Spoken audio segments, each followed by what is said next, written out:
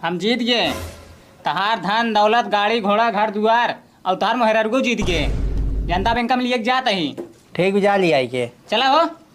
अरे अब भाई तू चला घर है, हम तैयार हो तब आवत ही। चला ठीक है, हम जाते घर है, तू तैयार हो जल्दी आओ लेकिन। हाँ ठीक है तू जा। हाँ बाबू तोहार दमाद ना जुआ में रुपया पैसा कौड़ी धन दौलत कुल हार गया, हम हार गए। अरे तो जुआड़ी ससुर एकदम पगलाई गए हैं का कुल हार गए हैं। रुका बजाओ तो इनका हम लतियात बढ़िया से।